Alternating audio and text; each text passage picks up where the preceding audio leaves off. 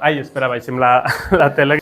Bon dia a tots i moltes gràcies per haver vingut a aquesta convocatòria de la inauguració de l'exposició d'Amics de Vinaròs que fem per enguany per la programació de festes. En primer lloc, agrair a totes les dames que han vingut avui a acompanyar-nos en aquest acte, membres de la Corporació Municipal i a la premsa i socis que ens acompanyeu.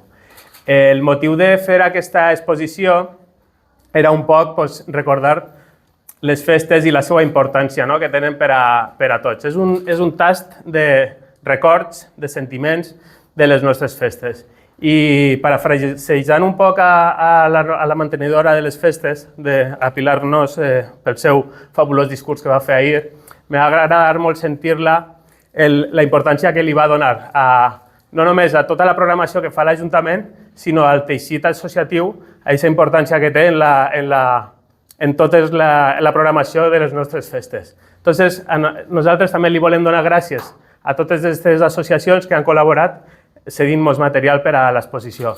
Tenim, per exemple, objectes que ens ha deixat la Penya Panitoros, perquè les festes les entenem en los bous. Tenim objectes que ens ha deixat la banda de música L'Aliança, perquè les festes, evidentment, les entenem en música. Tenim objectes que ens ha deixat el Club de Natació Vinaròs, perquè totes les associacions que fan esports i competicions deportives també fan festes.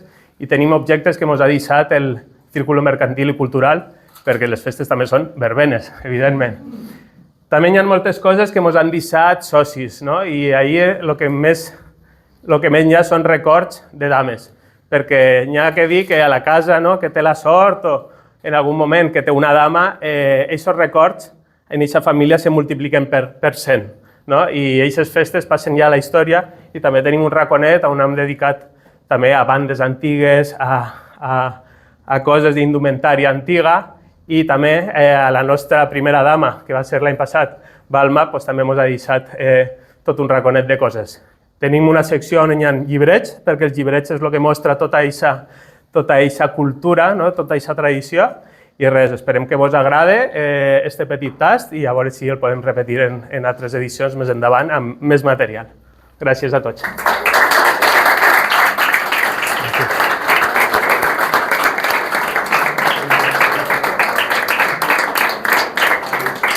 Vale.